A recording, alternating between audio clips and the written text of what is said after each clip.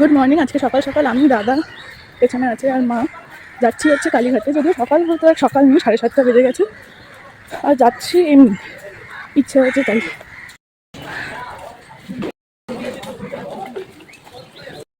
কিছু বলবি? ফাঁকাই আছে আজকে, যেহেতু শুক্রবার, মানে আশা করছি ফাঁকা আছে। বাইরেটা ফাঁকা বলে তো বলে দিলাম।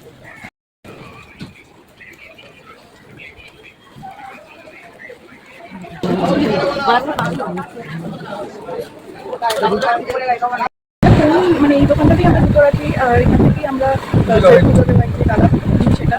তো এবার জানি না, নামটা আমি ঠিক জানি না। কিছু একটা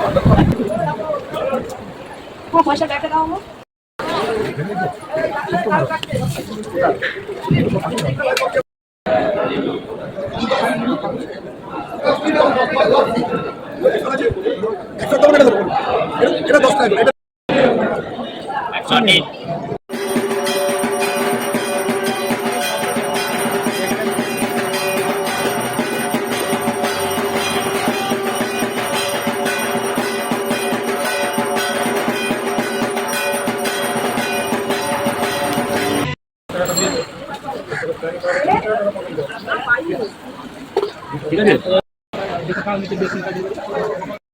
আমাদের মন্দিরে পুজো দেওয়া হয়ে গেছে। গর্ভগৃহে ঠাকুরকে একদম সামনে থেকে দর্শন করে এসেছি, কিন্তু বেশিক্ষণ দেখতে পাইনি, ভিড় ছিল বলে।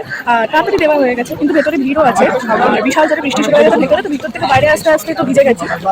তো যেটা বলছিলাম যে ছাতা যা আছে সেগুলো বাইরে রেখে দিয়ে যেতে হবে। যে ডালার দোকানে আপনি যে ডালার দোকান থেকে আপনি পুজো দিচ্ছেন আর কি, তো সেখানেই ছাতাটা রাখতে হবে। তো ভেতর থেকে বাইরে আসতে গিয়ে আমরা ভিজে গেছি। এই নিয়ে অনেকবারই হলো আমার সাথে যে আমি কালীঘাটে আসি আর বৃষ্টি শুরু হয়ে যায়। সেটা কোনো ব্যাপার না, আমাদের বাড়িটা খুবই কাছে, তো তার জন্য সেরকম অসুবিধা তো হয় না।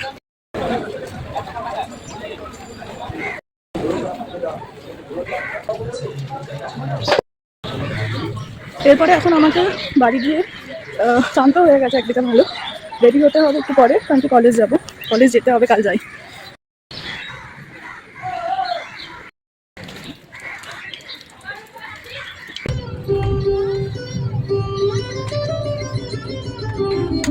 তো তারপরে ব্লগ করা হয়নি, তো এখন কলেজ চলে এসেছি অ্যান্ড কলেজ করছি, ব্যাক টু বাড়িও যাবো, আর বৃষ্টি পড়ছে। আমি ভেবেছিলাম মন্দিরের টিপটা অতটা হয়তো দেখা যাচ্ছে না, প্রচন্ড ভিজিবল, ওটাকে আমার সবথেকে চলে পড়েছি। তারপর তো এই সুন্দর ওয়েদারটা উপভোগ করতে করতে আর সুন্দর রাস্তা দিয়ে চলে এলাম হচ্ছে বাড়িতে। আর আজকে আশুতোষ কলেজের সামনে দিয়ে আসছিলাম, তো ওখানকার তো আলাদাই ভাইব, অনেকের নস্টালজিয়া, অনেকের প্রেজেন্ট কলেজ। আজকে আর কলেজ এরকম কিছু দেখালাম না, কারণ কি আজকে তো কনসেপ্টটা কলেজ ছিল না। তো কেমন লাগলো ব্লগটা জানিও। আজকের মতন ব্লগটা এখানে এন্ড করছি, টাটা।